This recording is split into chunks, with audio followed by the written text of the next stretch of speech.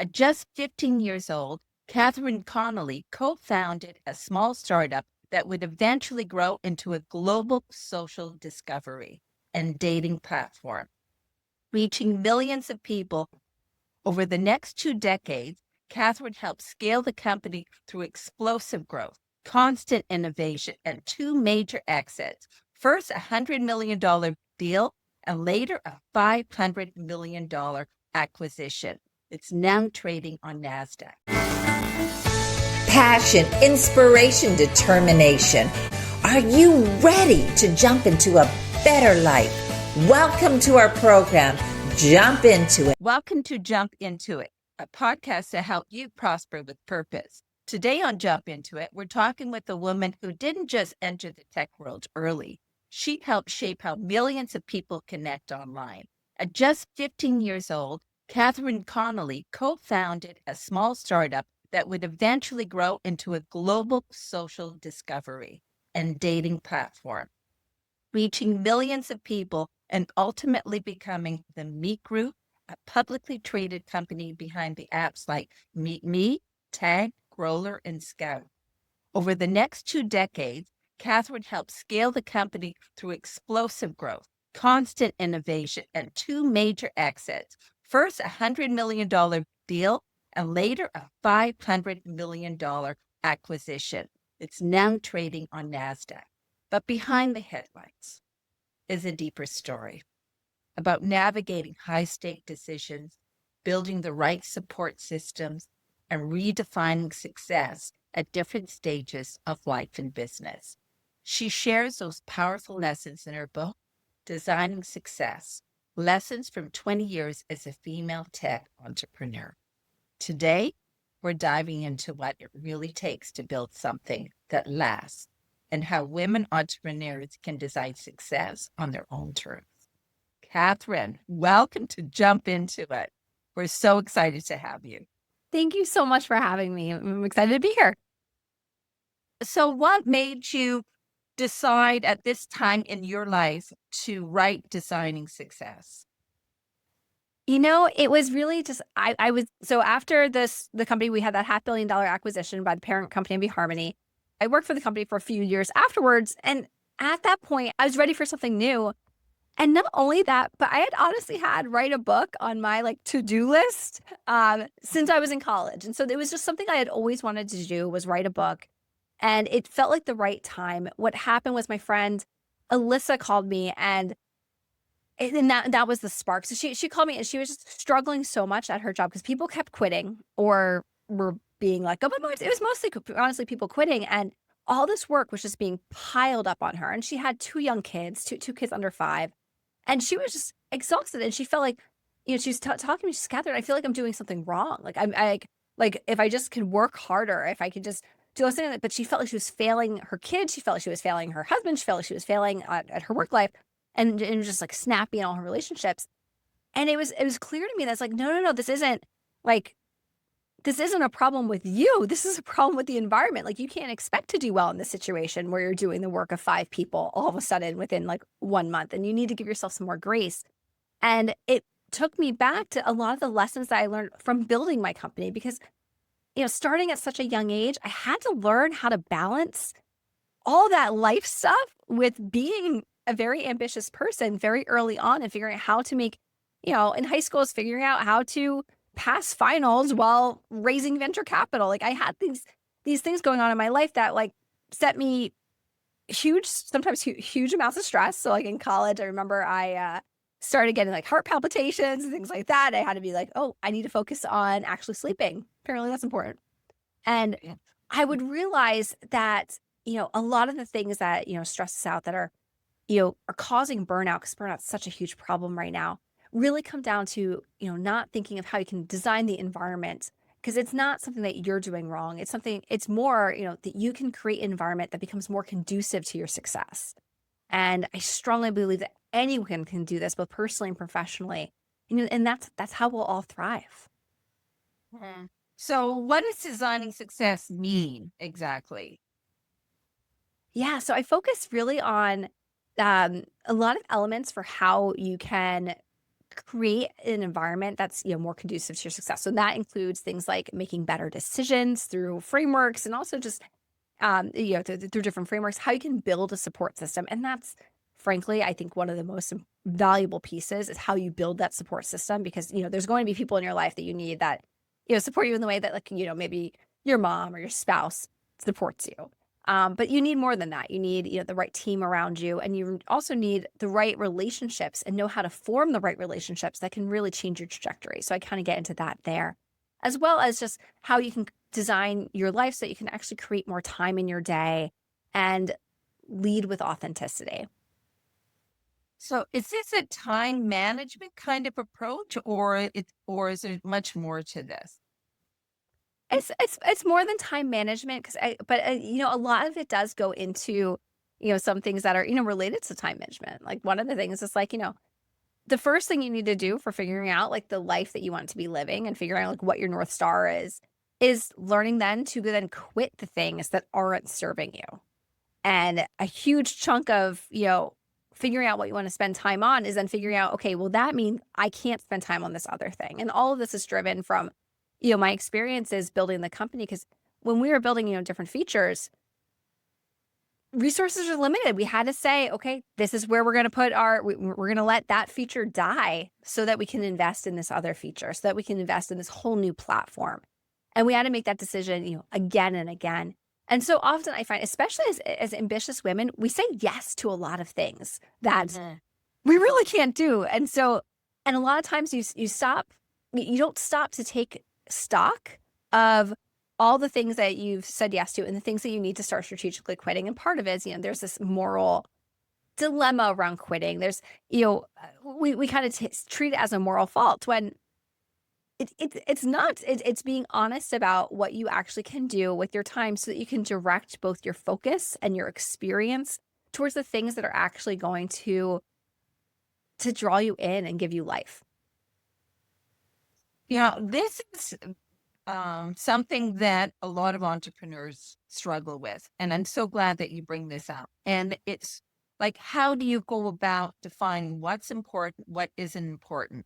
What's going to take my attention now? What is a more of a long-term strategy that I can phase out or, add to it at a later stage? So are there questions that, when I look at it, there's probably some key questions that you would ask yourselves to help sort those things out. What would be those key questions? So for learning when it's right to quit, really the first question is, do you want to do it? And answering it honestly, because there is before you quit anything, you should say, okay, did I actually try? Because a lot of the times, you might have a situation where you're like, oh, this isn't going well. This strategy isn't suiting me. Did you actually give it a real shot? Because a lot of times the answer might be no. It might be like, well, I didn't really check all these avenues. I kind of just, looked at it, but didn't really try. And then the next question from there is, of course, will you try? And there's some things I was like, okay, well, I'm never going to get up at 5 a.m. and take a cold shower. So that's going to not be going into my routine thing. Because, there's certain things that that just aren't going to fit you as a person. Similarly, when I was building the company, there's certain avenues that's like, okay, well, we could do this a partnership, but, no one really wants to do it. So I think it's just going to stay in this backlog of features. And then eventually that backlog of things that is on your to-do list starts honestly getting a little bit stressful. And so you need to clean it out. And then another of my favorite questions to ask when you're considering whether to quit something, I got from Nastia Lukin, the Olympic gymnast. And she says, never quit on a bad day. And so when you're thinking about whether or not you want to quit something, it's so important to not let your emotions take the front seat. So if you're having an awful day, maybe, or awful week, maybe your kids are out of school because of a snow day, you just found out you need a root canal, like you're having a bad time. And one more thing hits, you think, I'm just going to throw everything in the trash bag. I'm not dealing with this anymore. I'm going to quit all these things. That's when you shouldn't quit. Because that's just having a bad day and you don't really know what's driving that decision. So I think it's so important. And what Nastia Lukin said, that what her coaches, who were also her parents, would tell her was like, you can't quit on a bad day. She would say she wanted to quit gymnastics. They would say, no, if you still want to, you have one good day. And then if you still want to, of course you can quit. And what would happen is, she'd go back to the gym and she'd get over whatever injury she had or whatever issue it was. And she'd get that good day and be like, I don't want to quit anymore. And I think it's so important to kind of have that, that mentality of, because you don't want to quit everything. You need to have some amount of resilience, some amount of persistence. And so I think that that's a really good litmus test for, is this something that you should quit? And then the last question really on the should you quit decision really comes down to, did you set a framework in place? And so I love what Dr. Annie Duke talks about in her book, Thinking in Bets. So one of the main things that, that professional, so Dr. Annie Duke's also a professional poker player. One of the main things that professional poker players are different than, your amateur poker player like me is that like they'll fold on bad hands, whereas I'm going all in on like a pair of twos. And so being able to say, oh no, this isn't the hand I want to play is important. But more than that, she sets a quitting criteria before she even sits at the table. She knows that if she is down by more than the amount that she could win on a good day, that's her line. That's when she quits. And I think it's so important to set that your own kill criteria ahead of time. That way you're not wasting energy when they're in the thick of it thinking, oh, just one more week. Let me see how one more week goes. And you end up dragging it out. But if before, like you do what one of my friends did when he was starting his own company, he had just left a company in a restructuring, and he was able to secure like 6 months of severance, which is fantastic. And he used that severance to say, okay, at the end of the 6 months, I'm going to work on this startup idea. If I can turn it into something by the end of the 6 months, then, that's when I'm going to reassess this, when my family's going to reassess and see, is this something I want to pursue? Or is this something, that, or do I want to go another way? And so having that runway and saying, okay, I have this timetable of 6 months. That's when I make the decision. That, prevents you from saying, oh, well, let me just keep investing another 10 grand here, another grand there, which obviously would add up. Yeah.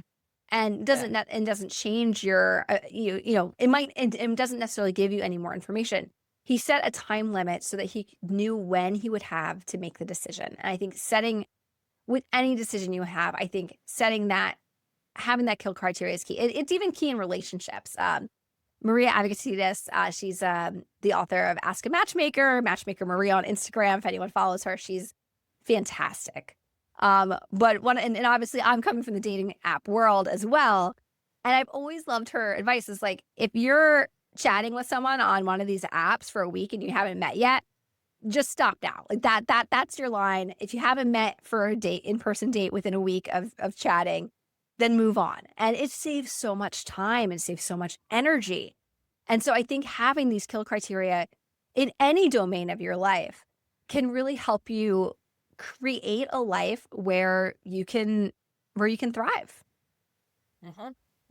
Well, absolutely. That like setting parameters, it's almost like some game rules when you start a venture.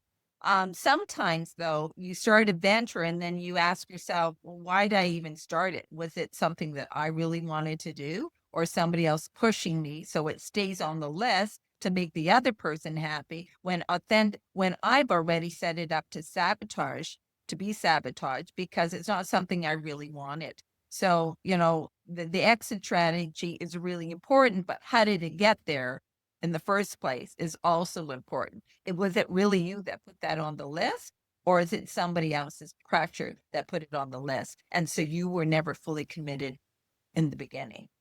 That is such an important point. You need to be able to like kind of block out that noise, because everyone has opinions about what you should be doing. And a lot of them are well-meaning. Like, your friends might say, oh, like, actually, I have a friend that recently launched a podcast, and I was surprised by the number of people that told her, I'm sure you should do that. It's like, why not? This affects you in no way. Like, just let her have her podcast. And it's going incredibly well. And I think that, a lot of times someone who, they might be well-meaning, but it's hard to sometimes block out that noise. And we had this building the company too. What we found, so our tech company was based in New Hope, Pennsylvania, which is not your typical startup environment at all. It's like this adorable town on the Delaware River. There's small shops, lots of antiquing. New Yorkers go there thinking they're going to the country. Um, it's as far removed basically from Silicon Valley as you could be. Like we would joke that, oh yeah, we're an hour outside Philly. It's like, yeah, if you're driving like 3 a.m. and there's no traffic, or yeah, just an hour train from New York, but that doesn't, count the hour you had to drive to the train station. So really it was quite removed. And when we were building the company though, that being removed from the echo chamber of Silicon Valley was useful just even in our product strategy, because we didn't have this like kind of shiny object syndrome where we were looking, oh, what's the new thing that we can be building? Because we were outside of that echo chamber. And we could decide to go to it, and we would visit San Francisco frequently. We'd visit Silicon Valley frequently, and have meetings and be part of those communities. But we made sure that when we were actually building, when we were actually developing, we were less pulled by kind of that swing of like, what was the fad at the time, because, well, we were actually insulated from it because of our location. And, so you kind of have to create ways of making yourself more insulated from, those opinions and those, and those types of, pulls that could, distract you from what your focus should be. And that focus, can come from, internally what you want to do. And I think, there's also the societal pressures that we all feel. So when I was leaving, I tell the story in my book, when I was leaving the company, I got my W-2 in the mail, and I was like, oh, I look at my W, I was like, oh, I need to find a job. And my husband's like, or, this is the reason that you don't have to for a while. Like, you're like, this is fine. Like, why? And I remember having this conversation with one of my mentors, Betsy Sigmund at Georgetown, one of my professors. And she, I was telling her like, that I was leaving the company. And when I was telling her that I was leaving, I thought she might be, I don't know, like disappointed, or, because I was one of her, I was a very good student, and I took 4 of her classes, and she always had me back to speak to her classes, and, very good relationship. And then when she was also one of the first professors that knew about my yearbook when I was building it. And I was just so worried that she would be like, oh, why would you do that? And she was like, Catherine, do whatever you want to do. Like you can, like, this is your, she was clearly like, so happy for me. Cause I had a 16-week-old at the time. And it was just such a wonderful experience, conversation, because then I also learned that, when after she has, a few children herself, and I learned that it's like, oh, before she became, tenured professor at Georgetown, she was also, she had also, taken a kind of a career pivot. And just hearing these stories was just like, oh, this is fantastic. There's, it kind of increases your options when you realize that pressure that you might have assumed was there because you built it up in your head actually wasn't there. And I think that, having those relationships and actually getting your stories out there also helps you. That way, people can look at, all these different molds of what success looks like, instead of being focused into, the one that's kind of driven by wealth or authority. There's a study by Todd Rose, a populist. Like, everyone thinks that other people are most motivated and view success as, as those things like, kind of the prestige and the wealth and things like that. But when you ask people what they actually value community, they value family, they value other things. But we all tend to think, oh, but we're different. Other people are valuing this other stuff. And it's just not true. So, Catherine, to get a little bit more into what you did and what you got, because I'm sure there are listeners that are going to say, okay, she started at 15, it was $100 million and $500 million, and now she's got this book.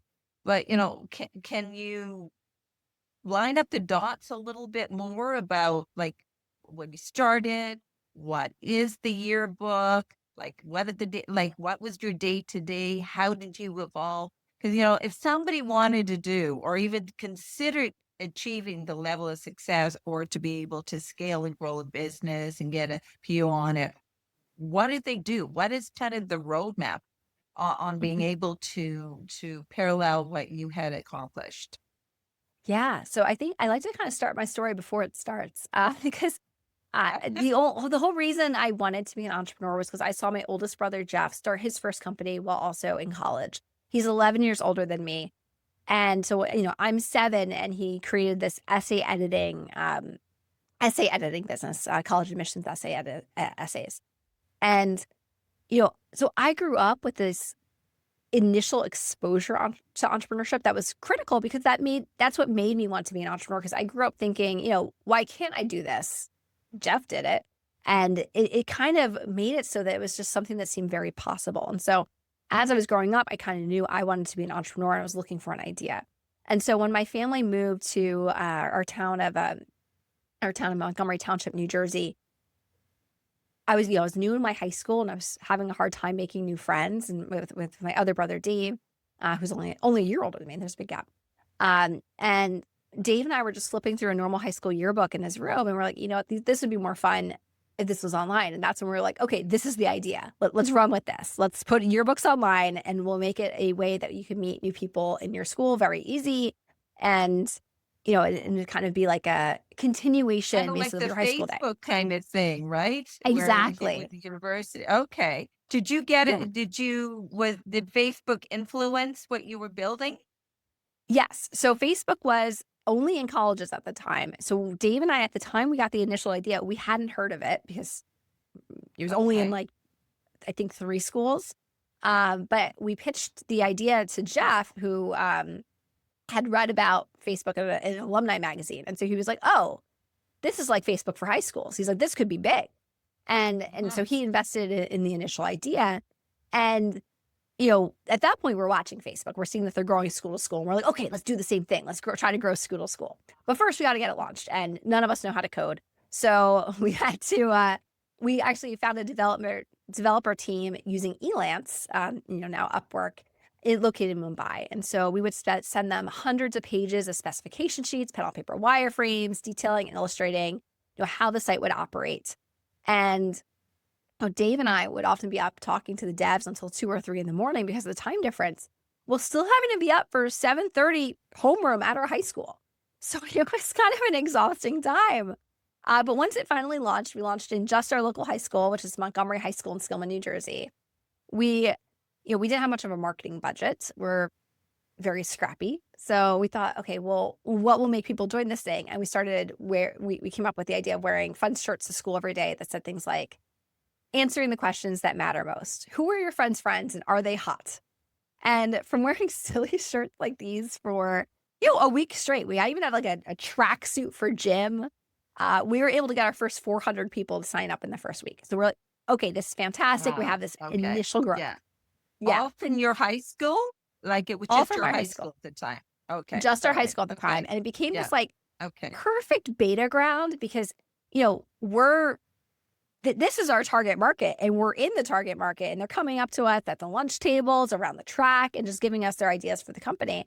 And Dave and I would get home from school. We would just ideate, we'd mock something up, send it to our developers and get it live soon after. So it was a very iterative approach of actually, changing the product to be better because we were getting live feedback. So then we had launched in April 2005. So that's, school year ends in June. And we're like, okay, what's going to happen when the school year ends? We wanted to expand into other schools. We had started to try to expand into the local high school at the town we had moved from. Unfortunately, we found out very quickly that growing school by school was especially difficult because we couldn't gate by like colleges, you have your college email address. High schools didn't have that. And so we were running into kind of issues with that. And what we found though, when we started looking at the data, so then we started just noticing we had like kind of smatterings of people. When we looked at the data, it told us, you know what? Your local high school doesn't actually seem to matter because people are just as likely to retain and stay on this site if they are, as long as they have just a few people just around them, from the same state, from the same city. That matters actually more than having an actual like network of high school. And so then at that point, we kind of we did our first pivot. We're like, okay, we're not the Facebook for high school students. We're just about meeting new people nearby. And that was an important pivot because then that led into how we approach the next phase of growth, because then we didn't have to focus on high schools. We could focus on just how do we get the most people to join as possible. And so then that led us into something I like to call engineering virality, where we took advantage of the existing viral channels at the time, which 2005 was MySpace, and AIM profiles, if you remember those. Being a teenager, we know that that's where everyone is spending their time. They're posting their angsty song lyrics and their away message on their AIM profiles, and they're taking online quizzes.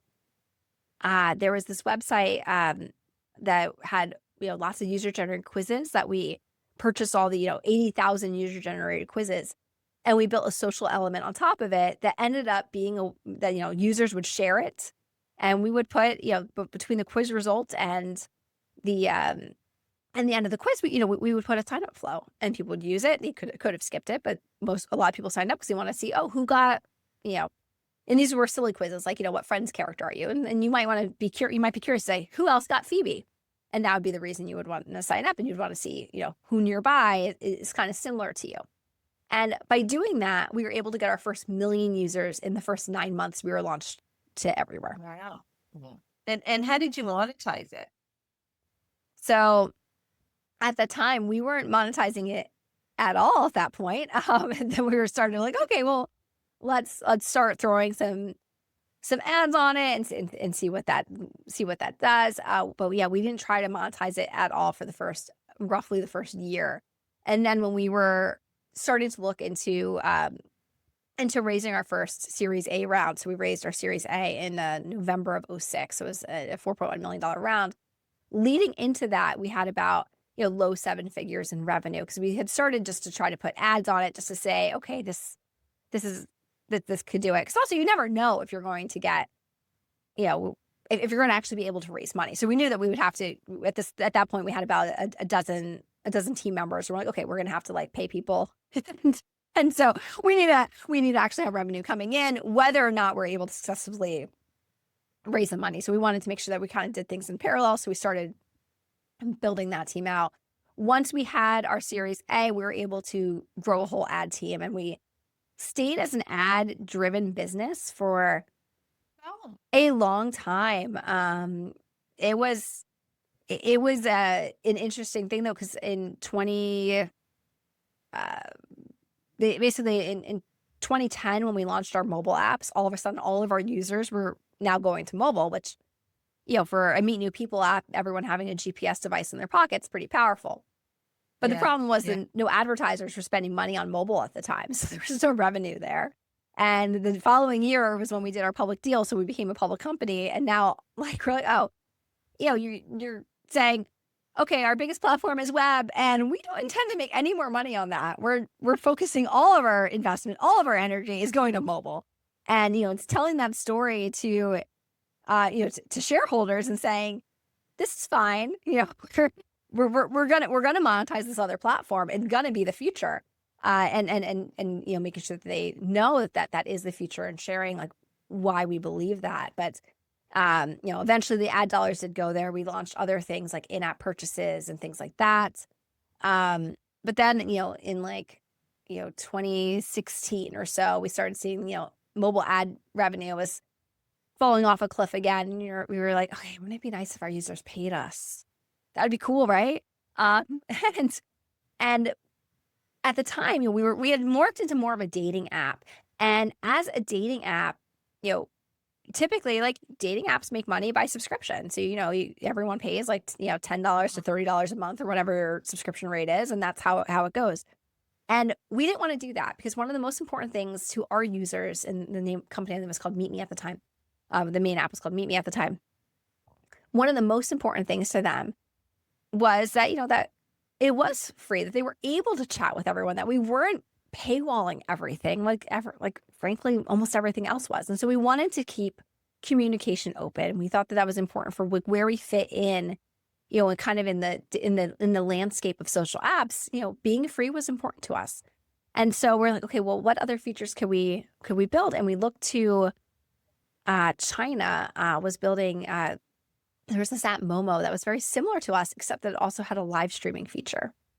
And we saw that feature and saw it as an ability to really, hey, if we can make this into a US product, if we can take, the same idea of this live stream was big, not just on Momo, but in a lot of apps in Asian countries.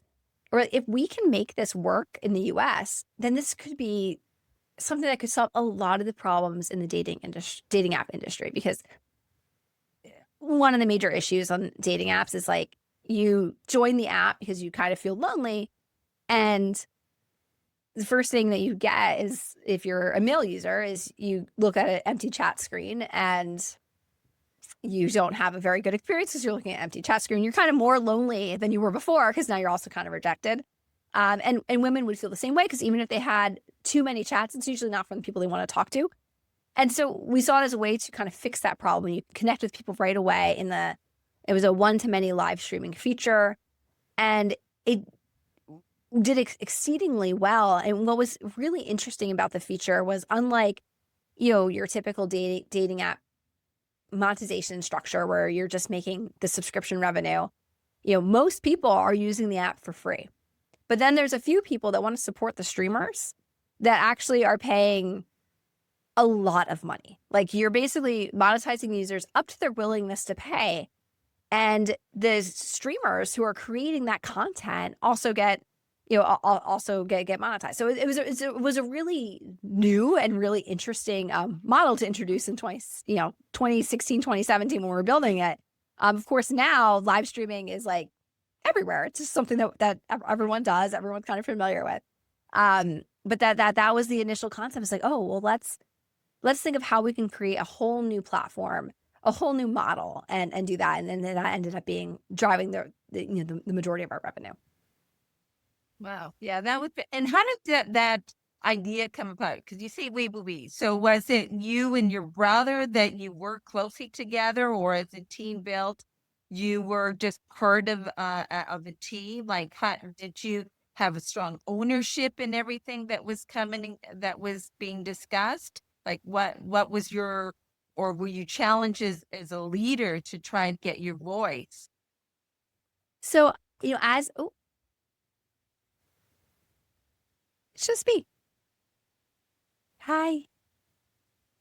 Oh, good. It's still recording though. I'll wait.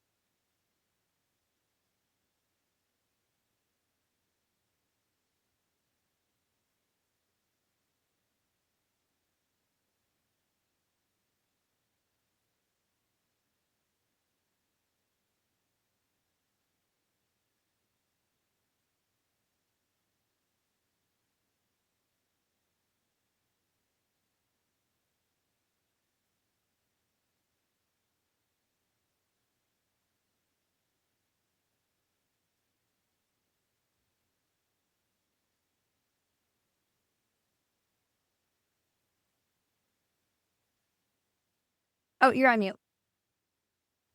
Okay. All right. Hello. So going back to that question about what role did you play as a woman in the leadership team to move the ideas forward? Yeah. So, I mean, in the case of like live streaming, I was heavily involved in that product and heavily involved in the marketing of it. Officially, I was the SVP of marketing. So, but I worked directly with the product team. As a management team, you kind of do a little bit of everything. And one of my other favorite roles was working, with the trust and safety team. It was always core to my heart. And, I think, as a team, we worked really well together. I was incredibly blessed to work with some of the most fantastic people in the industry. Like, I loved working with my brothers. I loved working with, we had such a long tenured team that we worked so well together. So like, our head of product was, someone that, I'd known since I was 16, was when he joined the company. And so like, there was so many people that, I had such strong relationships with and, working relationships and, so some, friendly relationships too, that I think it made it such a wonderful place to just fully be myself and fully feel supported. And I didn't frankly realize, and so I think, your question kind of points, women sometimes don't have that. And I didn't realize that it was anything different to be a woman in tech until I was 20 and I was at a national student entrepreneur award ceremony. And I was one of the 5 finalists for this award. And among my awards for being, a top 5 finalist, and this is an international competition. So, we have, of the winners, there was, two international, at least 2, there were 4 other men, and, from around the world. And my awards for placing this competition were a man's watch and a bottle of cologne. And that was kind of like this, like, glass shattering moment of, wait, what? Like, you didn't think a woman would be up here, or you didn't prepare for that, the organization, of course, was embarrassed, was, very apologetic. But that was the first time I'd really come up with this, come up against the stereotype that, women, as a woman in tech, I didn't fit the mold. I was different. And I never had noticed it before. Looking back, I do notice it. Like, I notice, like, when my brothers and I would be standing at a conference and we would tell someone what we did, they would turn to my brothers and say, "Oh, so you did the code." As if my contributions getting members, and also none of us did the code, we outsourced. But as if, like, the hard work is the coding, and that must be them because they're the guys. And, it was one of those things that, at the time didn't bother me as much, but looking back, I realized that, it is because I was a woman that they were making that assumption. And even in high school, and I had a pretty good high school experience in general, but peers in my classes were definitely a bit crueler to me than they were to my brother, who was, just a year older than me. In the sense of, like, I was featured in a CNBC report, and my economics teacher put it on the TV for everyone to see. And the first thing someone said to me was, you look really fat in that broadcast. Oh my gosh. So, Wow. yeah. So it just, Not it made me, evaluating you or what you bring, and just that's a problem with how women are judged, not by how they look versus what they brought to the table, what they accomplished. Wow. completely. It's And unfortunate. It's very narrow focused. Yeah. yeah, and that narrow focus, makes imposter syndrome that much worse, because then you're like, oh, am I Mhm. not supposed Mhm. to? Am I not supposed to be there? Do I not deserve to be at this table? And I'm so privileged and so happy that, you know, my investors never made me feel that way, even from our initial meetings. No one on my team ever made me feel that way. But still, like, from, like, a societal thing, still get in my head, and, is still how to deal with imposter syndrome of, like, oh, but am I allowed to be here? Am I, is this okay? And, I think that, that I've had to deal with that for so long, it just became second nature of, like, oh yeah, of course I belong in this room. I'll get over it. Just keep doing it, and they'll get over it too. Um, but Well, it I take, think but Mhm. oh, sorry, go ahead. I was just saying, but it does take kind of an emotional toll, because it's energy that you have to exert that, other people don't, just by just virtue of, you have to spend a little bit more energy to just, like, feel like you belong. And Yeah. um even if you can get there, it just, it does make, it is a barrier. And it's interesting you say that, because I did hear some stats around in the tech industry that there's very few women that run any software or high tech companies. And they're saying that the reason why is that women aren't as cutthroat as men are. And that's why they don't succeed or is successful in the tech industry. But you're saying that there's barriers just around perception alone, and not just the pure aggression or power to want to persevere to achieve something. Oh, 100%. I mean, there's this Bloomberg article I read that, shared, there was a study that looked at, um, just right out of college was the, right out of college resumes, and they were set up to have a woman's name at the top of a resume or a male's name at the top of a resume, both computer science or, engineering degrees. And in order to get the same level of interest, the woman's resume had to have a GPA that was, 0.25 points higher. So if the man had a 3.75, she had to have a 4 in order to get the same level of interest in her resume. And unfortunately, we still, that wasn't an old study. that was recent. Yeah.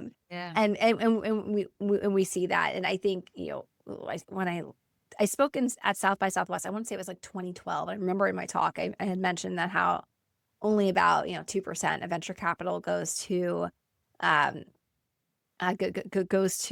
women-led companies. And it's still just about 2%. Like it hasn't moved, and now it's 2026. And so, just kind of having this, there are serious barriers within tech. And I think that there's a lot of ways to, make it better. And I think it is improving, but it's certainly still there. How do you think we can make it better? I mean, well, what are some of the steps? I mean, there's some societal steps, but there's also just as women in business or that want to be successful in this industry. What are the steps that they could do? So I like to think of them as, so there's a few. So Yeah. one is really just when you're in a meeting, like, so part of it is just like, can you, give credit for ideas? A lot of times you get if you're all in the conference room and a woman will posit something and a man will say it later and the man gets the credit. And instead, and I've seen this happen in real time, if instead someone else says, oh, that's an interesting point, Chad, that's just like exactly what Gabrielle said, a few minutes ago, and kind of and it's not malicious in any way. It just reasserts and re-brings them into the conversation so that there isn't that kind of moment of just like, I just said that. And because that is frustrating. It's so frustrating. Yeah, it's very frustrating. And it doesn't just affect women. It affects, it affects other minorities. It also just affects quieter people. Because all of a sudden they said something and now, why bother speaking in the meeting if that's what's going to happen? Another thing that people can do is amplify. And so this is something that the women during the Obama administration, they were working on the campaign, spoke about is that, what they would kind of tag team where someone would say the idea, someone else would attribute it to the woman who said it, and then someone else would amplify it by saying, here's the next step we take from that and bring it and move it forward. And so that was like saying, okay, I hear that idea, I see it, and let's stay on it. And so basically bringing attention back to it so it wouldn't be glossed over.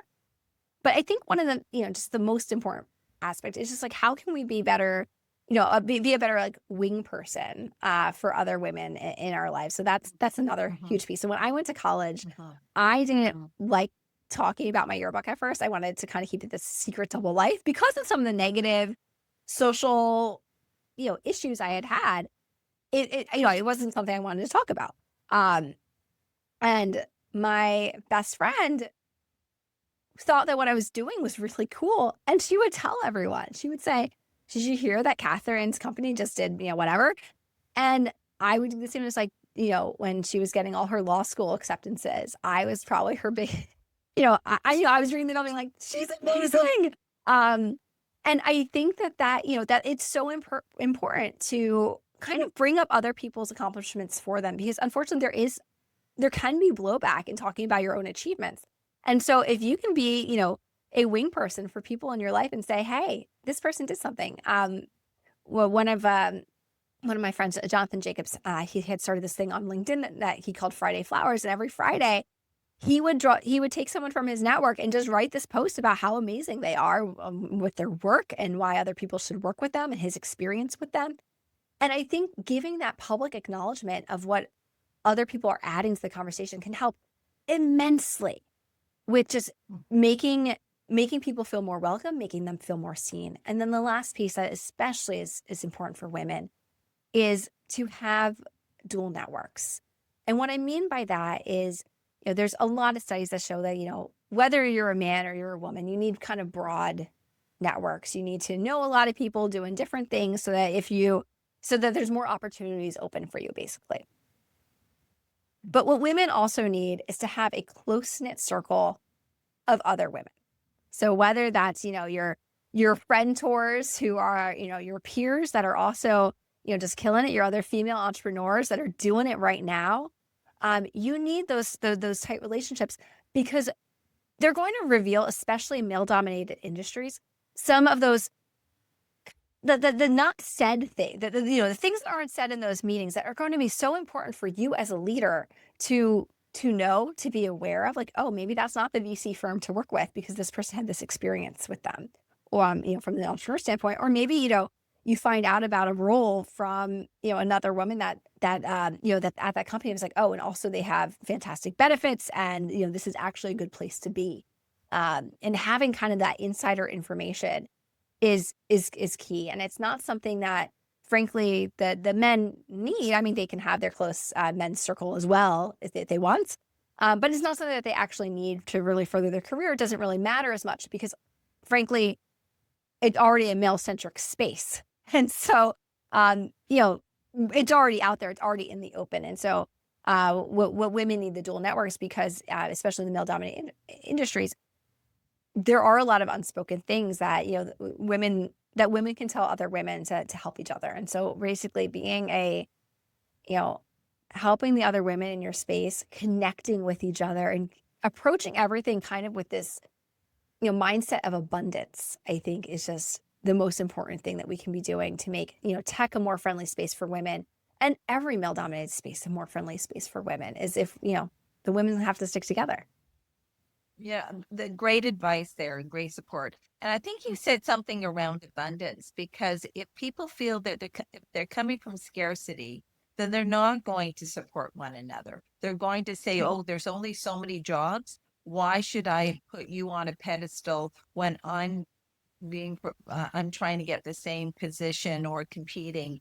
And, the competition kind of kills the momentum of us moving forward because, as you said, 2%, that's very few. And if women believe that it's only going to be the 2%, then they're scrabbling to be one of the, to be in that small little pool of numbers.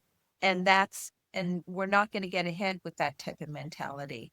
And, women can be amazing ambassadors and great support, but, sometimes, they're on the other side too, where, you're having to, and I don't know if you've experienced, it sounds like you haven't, where you experience women can be extremely competitive against other women. And that's really unfortunate because that brings us all at a disadvantage. So I'm glad that you does. brought up those key points. Yeah, it 100% does. And, I've seen, my mom actually, so my mom is an electrical engineer. So, she's was the only woman in many of her classes. And, I would, I think was part of the reason that, I come from that standpoint of like, you do need abundance, you do need the support of other women, and to help you navigate those spaces. Because I have heard stories of like, a friend's bad boss that, wasn't giving her time to pump. And it's like, but she's a mom too. Like she knows how important it is. Yeah, right. It actually it almost feels worse when it's in that situation, because then it also, it's not because that they know, and that makes it that much personal. And it makes it that much more painful to deal with. And so women can create toxic work environments the same way that anyone can make a toxic work environment. And so if you're in that environment, it's important to, frankly, you just have to kind of start moving out of it. Because you can't, I don't think you can change really someone from a scarcity mindset to an abundance mindset. But I think if there's enough of us with the abundance mindset, we can take over. I love it. I love it. Well, thank you so much for being a guest on Jump Into It. A couple of things. If somebody wants to learn more about your book, Designing Success, Lessons from 20 Years as a Female Tech Entrepreneur, I believe that you have given us a link. So in this podcast, just look down below at the text, and there is a link that you can get the free copy of this book. Thank you, Catherine, for your generosity so that we can help elevate all the women in order to be successful. And I really enjoyed our conversation. One last question we always ask our guests is, what does prosper with purpose mean for you? Prosper with purpose means, you need to have, kind of your driving mission in in why you're doing everything that you do. And, having that purpose is going to be what keeps you showing up every day, that keeps you, driving towards something and finding ways that your own work can impact your community and make everything better is, is what's, is what's going to make everyone's lives better. And so kind of just embracing that and realizing that it's like, oh, the things that you're working on, they can be helping everyone. And if you could work together, then that's how we create a better world. That's how we create a better space. Awesome. Awesome. Thank you so much. It's so well said. Well, thank you again for joining us on Jump Into It. And thank you, Catherine, for being such an awesome guest. So our next show will have another fabulous guest whose journey is sure to inspire you. You can listen to our Jump In It podcast on our favorite platform. We are on Spotify, iHeartRadio, and Apple Podcasts, to name a few. With the courage and clarity to bring your ideas to life, be ready to jump into it. Thank you for listening. Don't forget to like and subscribe. At Jump Into It, we empower business owners, marketers, and entrepreneurs to turn their dreams into reality. Want to supercharge your marketing efforts? Grab Jump Into It Breakthrough Marketing Guide, now available on Amazon. Uncover how to stop wasting time and money and create effective marketing strategies that deliver results with no more guesswork. Ready to take it further? Join our expert-led training at 360integralmarketing.com and get practical tools you can use right away. Don't miss out. Tune in to our podcast on Spotify, iHeartRadio, and Apple TV for exclusive insights. Stay ahead of the game. Subscribe to our YouTube channel and follow us on Facebook and Instagram. With the courage and knowledge to bring your ideas to life, get ready to jump into it.